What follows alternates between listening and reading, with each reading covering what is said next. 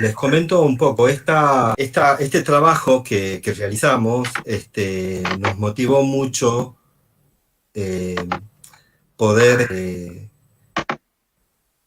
compartirlo con todas ustedes y todos ustedes en base a la experiencia de dos compañeras, una de ellas Mariana Arcón, que falleció en 2014, y la otra Nicasia, que como era muy usual en ese entonces, su cuerpo sin vida apareció en la zona del río Santa María, ambas personas trans,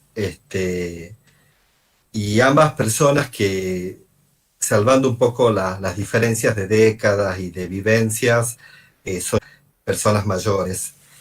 Y esto es algo que pensamos mucho a la hora de llevar adelante este trabajo, porque pensamos que gracias a muchas políticas que se están llevando adelante y también a la visibilidad que está teniendo el colectivo y la comunidad LGBT, se pueden ir conquistando derechos, lo cual hace que de a poco vayamos transformándonos en una sociedad que puede no solo celebrar la inclusión, sino también celebrar el envejecimiento de este colectivo y comunidad. Esto, lo primero que voy a hacer es comentarles que en esta presentación no van a encontrar respuestas acabadas. Lo que sí vamos a presentar son algunos disparadores y algo de información que nos puede llevar a replantearnos y a reflexionar sobre las mejores prácticas desde una perspectiva de derechos humanos para las personas mayores LGBT. Y vamos a comenzar con una encuesta que justamente hoy salió en página 12, que es una encuesta que llevamos adelante Matria, que es un instituto sobre cuestiones de género, la Fundación Central, Espacios de Ideas, y Crisálida, la Biblioteca Popular de Género y Diversidad Afectivo-Sexual. Esta es una encuesta que se realizó a 60 personas adultos mayores, 30 lesbianas, 15 trans, 12 gays y 3 bisexuales, en donde lo que tratamos un poco de abordar era justamente la percepción que tenían, que tuvieron durante este periodo de aislamiento con las diferentes fases que hubo como respuesta frente a la pandemia. Y nos pareció bastante interesante poder justamente visibilizar esta encuesta porque aparece un dispositivo que ha cobrado muchísimo protagonismo en este periodo de tiempo y que es el acompañamiento y los cuidados, porque ustedes saben mejor que nadie que cuando hablamos de acompañamiento y de cuidado estamos hablando de bienestar y es justamente uno de los puntos en donde se puso la mirada a la hora de poder diseñar políticas para enfrentar este tema de la pandemia. Acá ustedes están viendo, de todas formas les quiero comentar que esta encuesta está para ser descargada de manera gratuita en la página de Crisálida, en la página de Central y en la página de Matria. Si quieren, después les podemos pasar en el chat las páginas para que ustedes puedan acceder y hacer la descarga. Las edades, bueno, un 70% eran personas entre 60 y 75, entre 75 y 85 años. El 75% de las personas que acompañaron a personas mayores LGBT, estamos hablando de vecinos, personas que se contactaron a través de las redes, el 75% nunca había realizado tareas de acompañamiento fuera de lo que era su círculo familiar.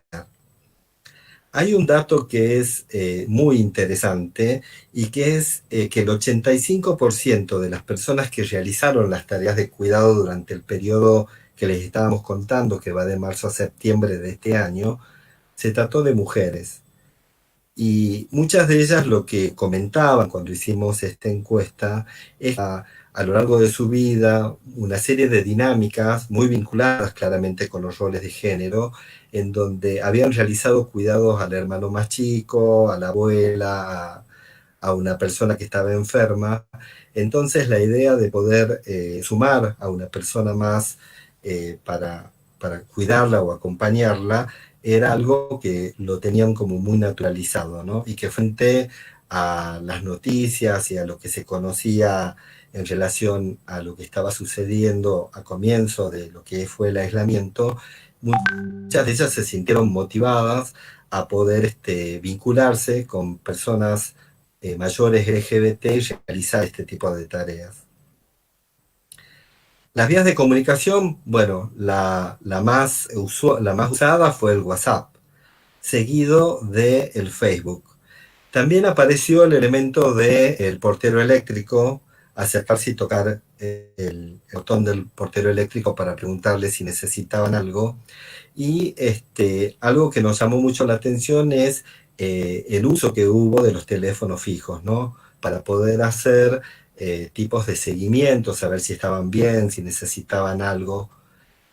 Otra cosa que también pusimos en relevancia es que buscaron información, las personas que realizaron las tareas de acompañamiento y cuidado, buscaron información sobre cómo desarrollar estas tareas en las webs del gobierno, seguidas de YouTube, en donde nos comentaban que habían encontrado eh, muchos videos en donde las personas comentaban justamente algunas dinámicas de acercamiento y algunos tips para poder realizar acompañamientos y cuidado.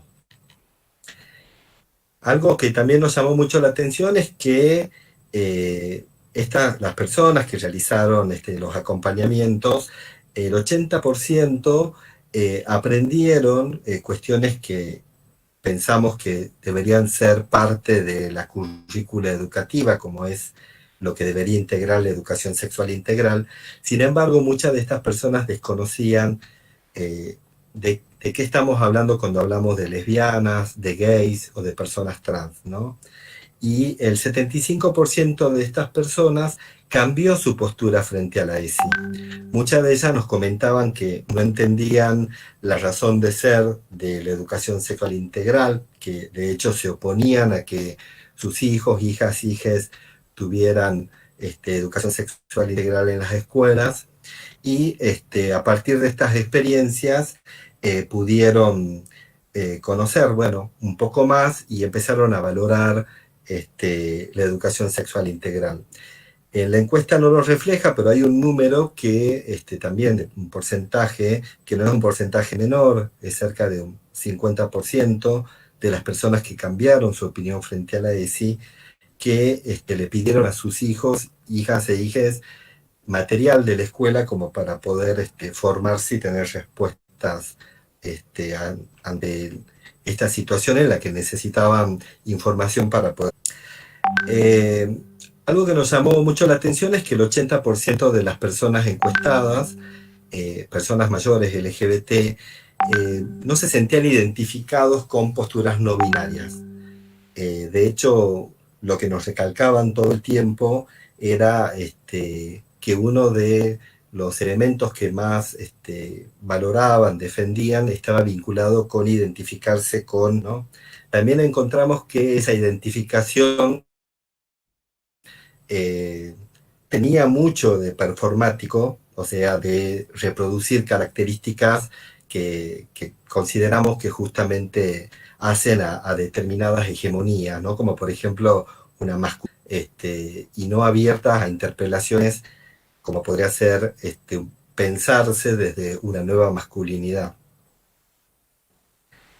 Algo que nos llamó también mucho la atención está relacionado con el vínculo de las personas mayores LGBT con sus mascotas, cuando les tocaban el portero eléctrico para preguntarles si necesitaban algo, lo primero que pedían era comida para el gatito, para el perro, que formaban parte justamente de sus afectos, ¿no?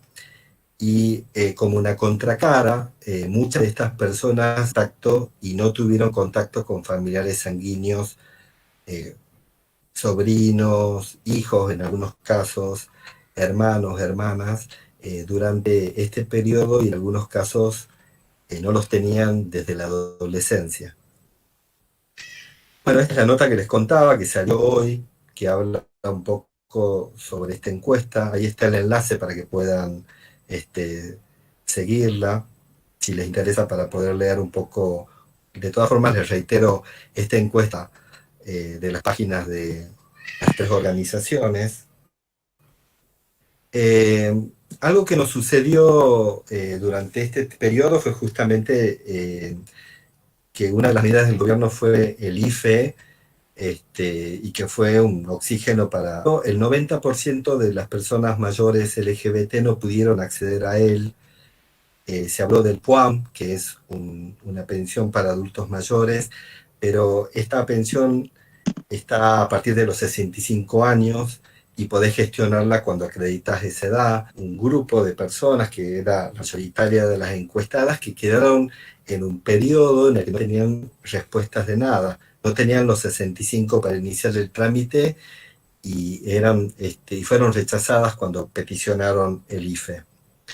Para poder sobrevivir durante este periodo, muchas de estas personas recurrieron al trabajo informal e independiente, que es un poco lo que venían realizando, con costura, con limpieza, con reparación de electrodomésticos. Algo que queremos destacar es que el rol de las personas que acompañaron a las personas mayores LGBT fue fundamental para que muchas de cuando se flexibilizó las dinámicas sociales pudieran volver a realizar las tareas que venían haciendo para subsistir.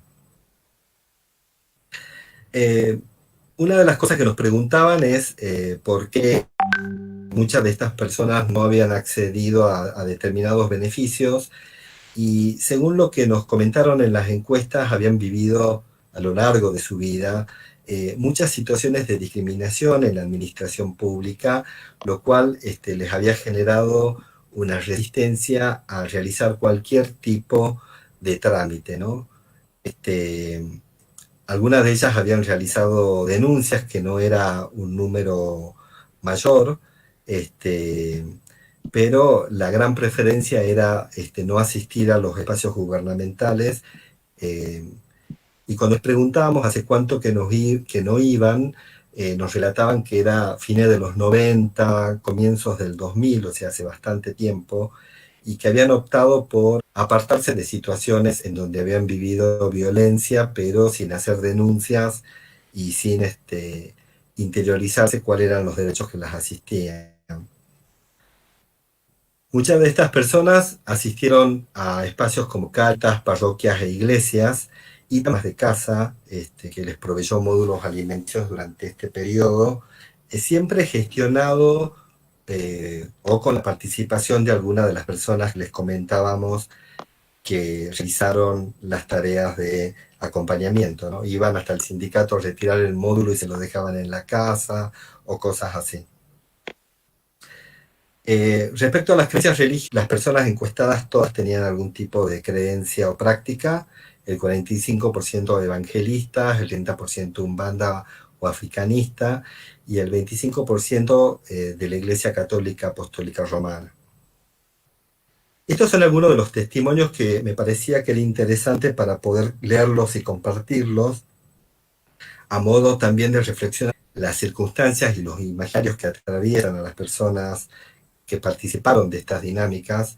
Son dinámicas que se dieron de manera espontánea, lo cual nos parece que también es muy interesante para reponer, en la medida en la que muchas veces hablamos que estamos viviendo en una sociedad en donde se perdió la solidaridad, y pese a que a lo largo de estos testimonios muchos imaginarios de ambos lados, es bastante interesante que esos imaginarios no fueron, ¿no? Este es el testimonio de Gastón, que tiene 80 años. Él nos contaba: yo me cruzaba en la verdulería y la veía muy mataputos, por eso nunca la hablaba. Un día recibo un WhatsApp y era ella. ¿Qué querrá esta?, pensé. Me preguntaba si yo estarme. Le dije que sí y la traté distante. Fue una semana de muchos problemas. Solo tenía una taza de polenta para comer y una manzana. Ella me dijo que cocinaba para muchos y que siempre tenía que frizar un plato si quería que me acerquen, tipo una vianda. Me querrá. Le dije que no. Al otro día me toca la comida, olía tan bien que le agradecí, y a la noche me trajeron la otra vianda.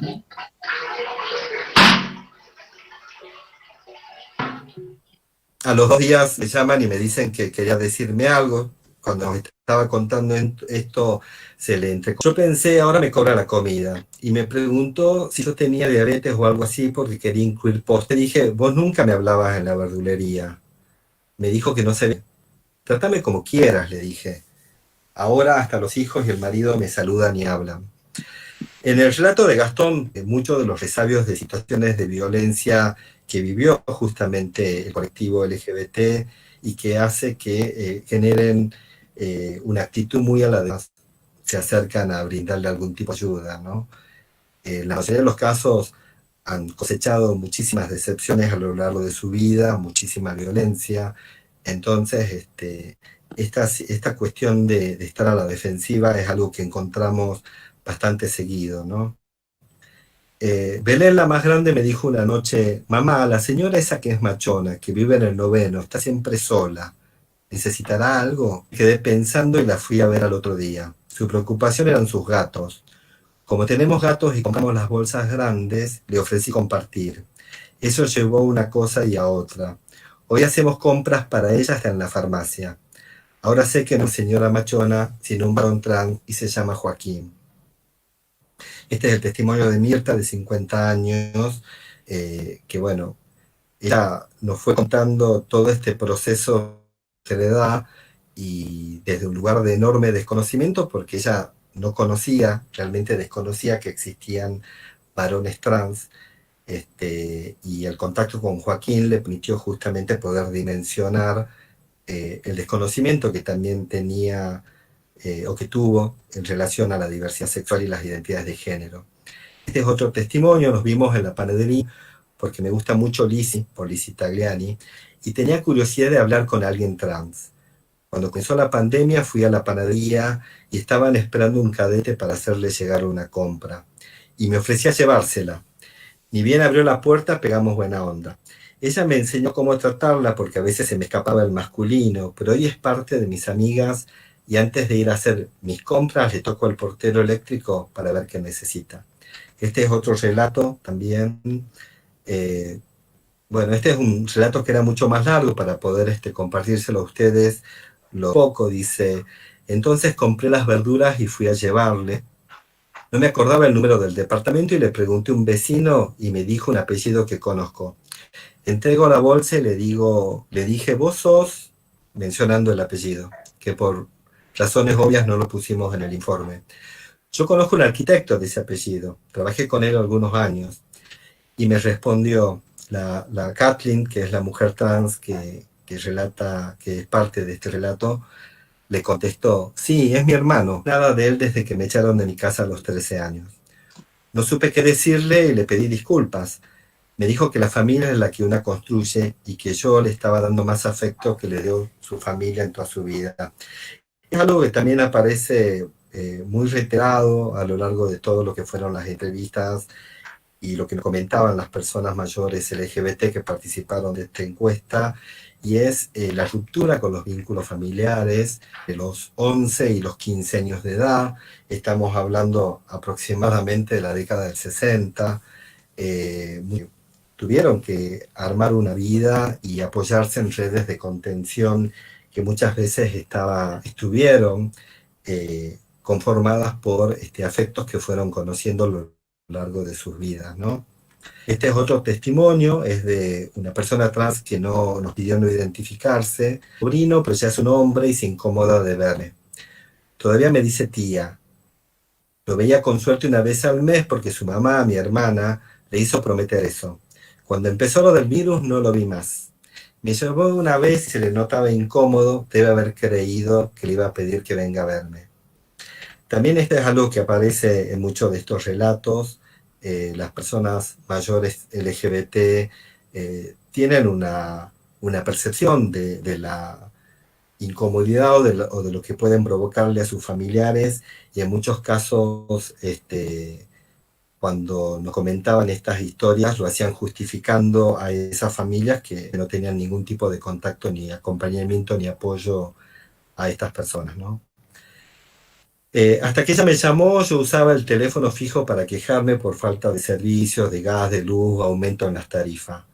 Desde que me llamó, ahora hablamos todos los días y espero su llamado para comentar la novela o contarles qué cociné. Esta es Joana, una mujer trans de 70 años de Villalem. Este es otro testimonio que también, antes de leerlo, quiero comentárselos. Es de una persona que creció en un negocio familiar en un barrio y mientras fue creciendo y asumiendo responsabilidades en ese almacén, uno de los clientes que iba era una persona gay. Sin embargo, y pese a que él mismo cuenta en su relato que era toda una cuestión de rumores y cuchicheos en el barrio, no conocía a esa persona por haber entablado un diálogo con él, ¿no? Aquí viene mucha gente del barrio y conocemos a todos, y siempre estuvo ese tema que la gente hablaba cuando yo era chico, se hablaba mucho como murmullo, pero él no con él, claro. Cuando empezó esto, mi esposa me preguntó si él había vuelto por el almacén y le dije que no. Ella se fue a verlo y quedaron en que como no podía moverse por un problema de cadera, ella iría cuando él necesite algo y le envió un mensaje o llame. Un día atendí el teléfono y era él. Pedía queso rallado y que lo conozca de toda la vida, y 47 años después pude tener mi primera charla. Me animé a hablarle algo que no era del negocio. Nosotros le preguntamos qué es lo que habían hablado y él nos contestó, le pregunté si estaba bien. Mi marido me decía que estaba loca porque yo me fui a preguntarle si necesitaba algo a Melanie, una mujer trans de 70 años, cuando aún no nos dejaban salir a la calle. Y después ya era todo por celular, cuando hacía las compras o acercaba un tupper con comida, o si la llamaba para ver cómo estaba. Yo era la loca. Las mujeres somos así de locas, como dicen, ¿no? Cuando yo tenía 7 años y mi hermano 4 años. La verdad es que siempre me educaron para hacer eso. Solo sumé una persona más, Gato de Esther, de 60 años. Esta es una de las personas que no quiso acompañamiento, porque nosotros comentamos en la encuesta de que hay 60 personas que fueron encuestadas, de las cuales 50 tuvieron acompañamientos y cuidados, y otras de manera voluntaria no quisieron, cuando se acercó alguna vecina a ofrecer. Lo único que yo quería era comida para mi gatito y que no me traten mal en la calle. En los negocios, nadie. No quiero más violencia. Prefiero no ver a nadie. Elijo estar sola para tener paz. Geraldine, 75 años, una mujer trans. Bueno, estos son otros testimonios que van a poder ir encontrándolo dentro de lo que es este informe, que nos pareció interesante para poder compartirles a ustedes, para poder tener una dimensión. Este es el equipo que trabajó, fue un equipo que realizó una tarea muy interesante de seguimiento y que no solo se agota en lo que es la encuesta y el acompañamiento, sino en una tarea que también dio insumos para que podamos realizar este tema. Yo quería compartirles esta información, que es que la Convención Interamericana sobre la Protección de los Derechos Humanos de las Personas Mayores rige nuestro país mediante la Ley 27.360/17 y propone conceptos y definiciones que merecen ser abordados en instancias de capacitación y formación de quienes cumplen diferentes roles.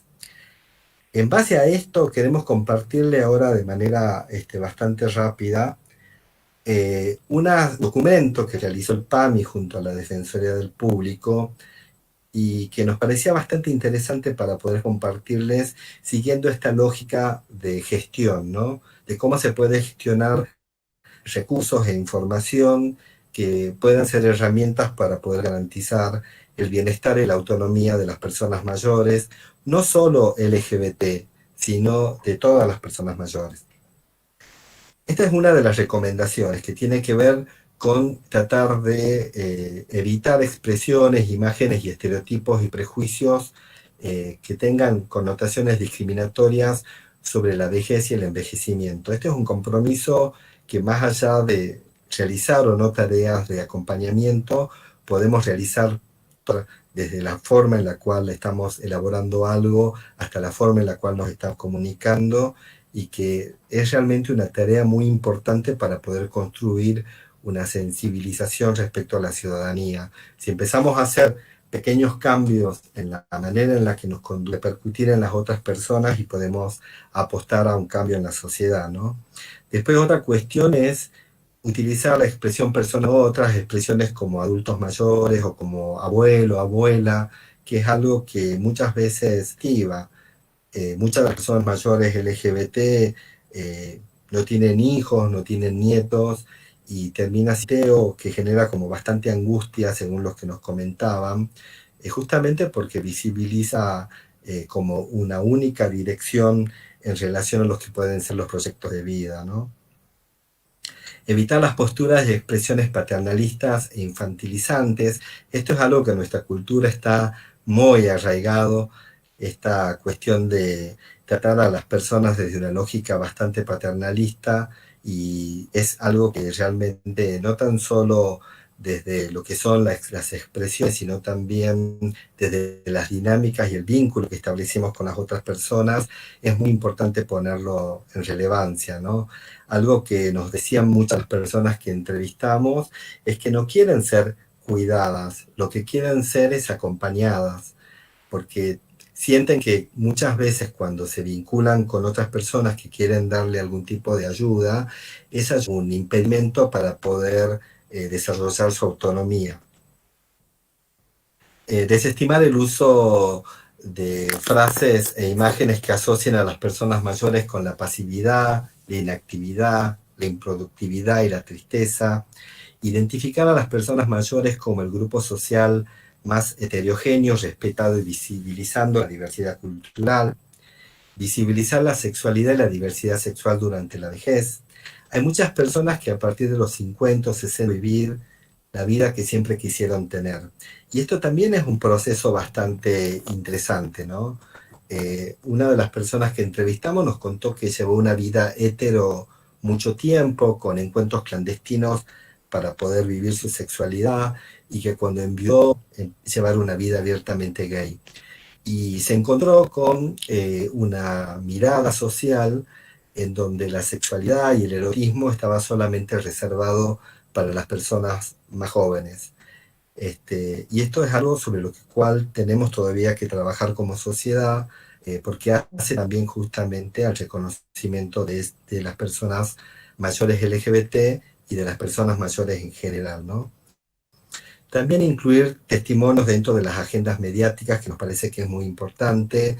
Es un rol en donde desde los acompañamientos que se puedan hacer, es muy importante poder dar a conocer y poder facilitar la voz de las personas adultos mayores, y no que queden encapsulados con las voces de otras personas, o con representaciones que no tienen nada que ver con ellos, ellas y ellas. Incorporar en la Agenda Internacional de las Personas Mayores y el Día Mundial de Toma de Conciencia de Abuso y Maltrato en la Vejez. Hay muchísimas actas en estos temas. Hay una Secretaría del Adulto Mayor en la provincia que también lleva adelante este tipo de actividades. Invitarles a que participen de estas actividades, que son bastante interesantes, y que, como decimos siempre, ser una persona mayor es un destino que la mayoría de las personas lo vamos a tener, así que está bueno ir encontrándonos y conociendo un poco cuáles son sus vivencias, ¿no? Y garantizar la accesibilidad para promover la independencia y la autonomía de las personas mayores y disminuir la brecha digital. Quiero compartirles que hace muy poco se realizó en la Embajada de Israel un encuentro sobre adultos mayores, y el 90% de las ponencias hablaban justamente sobre dispositivos y dinámicas para que las personas mayores pudiesen acceder a el uso de celulares, al uso de... Muchas personas tienen dificultades al día de hoy para poder mandar un mensaje de voz o para poder utilizar otro tipo de plataformas. Siempre está bueno poder, si tenemos alguna persona mayor cerca, poder facilitarle los conocimientos que tenemos respecto al tema de las redes sociales y los dispositivos para poder conectarnos. Bueno, agradecerles, pero antes de escuchar un poco lo que quieren comentarnos y preguntarnos, contarles que hay una capacitación para el 19 de noviembre que se va a hacer a través de Zoom. Yo no sé, Romina, si vos querés comentar algo sobre este tema. Es una capacitación a personas mayores LGBT que vamos a estar haciendo desde Crisálida. Gracias, Gustavo, por permitirme la palabra. Lo estuve compartiendo en el chat como acompañante terapéutica junto con otros participantes que están acá. Gustavo como especialista, referentes de Matria y de Central. Vamos a estar presentando herramientas, además de marcos normativos que tienen que ver con todo lo que es una jerarquía institucional que plantea la importancia de empezar a pensar el acompañamiento a personas mayores con una perspectiva de derechos humanos. En este espacio vamos a compartir durante 2 horas algunas de las experiencias que se vienen recompilando hace 10 años con la Biblioteca de Crisálida, junto con la perspectiva del acompañamiento terapéutico. Allí pueden inscribirse, voy a volver a pasar el link y por sobre todo una de las cosas centrales que queremos plasmar en esta oportunidad, que a las personas que organizaron el encuentro, es que se metan en el rol protagónico que tienen como acompañantes. Nos parece central que sepan cómo puede cambiar la calidad de vida de una persona cuando empezamos a pensarla con toda su historicidad y incluyendo su identidad afectivo-sexual. Es un que no solo requieren las personas trans, sino las personas mayores en general, ya que si bien ellas tienen una etapa de vida como mucho más corta, signada por la violencia, esta es una de las pautas que dio Gustavo con lo que se pudo extraer de la encuesta que se realizó, ya que no podían acceder ni al IFE ni a otros planes sociales que están destinados a personas adultas, pero por sobre todo atender que las vejeces las construimos como sociedad y como acompañantes terapéuticas tenemos que ser ontológicas, que las personas mayores se construyan por 3 esferas centrales.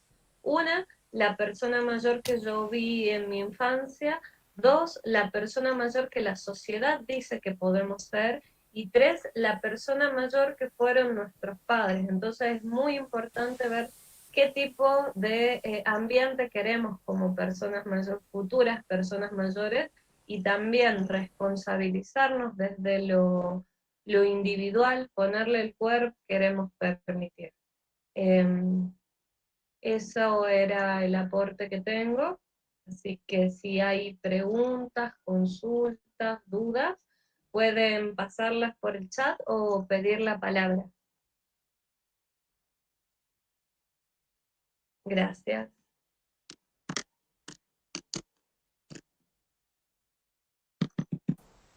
Quiero comentarles que lo que es las sugerencias que hace PAMI y la Defensoría del Público